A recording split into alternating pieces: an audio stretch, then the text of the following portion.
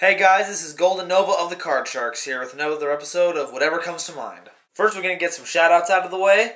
First off, I want to give a big thanks to all of the Card Sharks who have worked on the show so far. I'm glad you guys have been here. You've made this show just run very nicely. I'm always glad to have someone else for an episode to bring in their deck and show it off.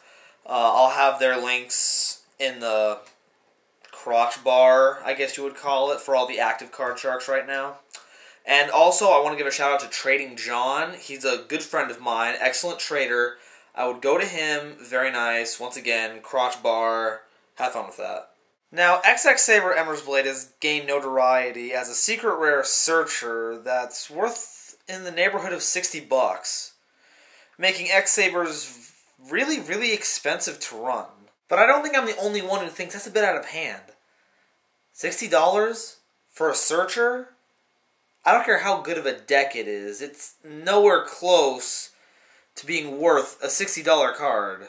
So that's what today's episode is about, something I like to call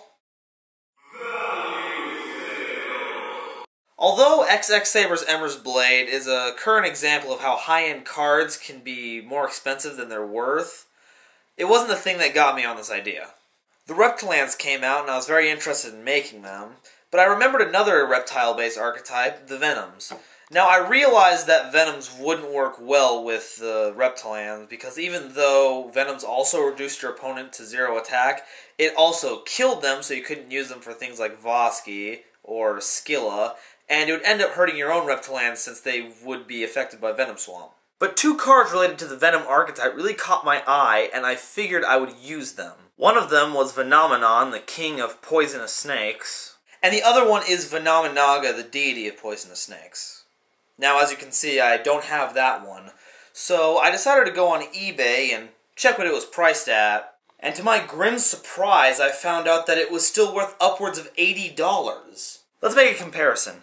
A current archetype secret rare searcher card is going for $60, and a card all the way back from Tactical Evolutions with little to no support as it is, and very little usage in tournament play, is worth $80. To be fair, Venomenaga does have some very good effects. It can be targeted or affected by spells, traps, or monster effects.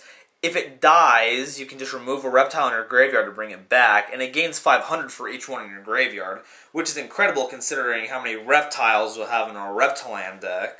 But with so few reptile decks out there to make use of a great card like this, there isn't much demand for Venomenaga. And those of you familiar with economics will know about the law of supply and demand.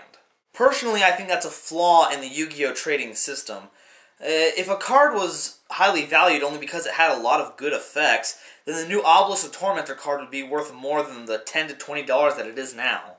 With that said, I pose the question to you. Should cards be valued at how well they are doing at tournaments, or how much potential the card has?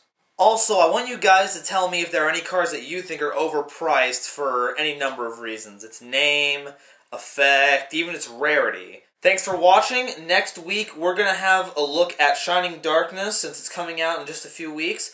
Hopefully we'll be able to give you an overview of some of the cards coming out, and some of the confirmed exclusives for America, and some of the OCG stuff that's coming over here. Talk to you guys later. This has been Golden Nova.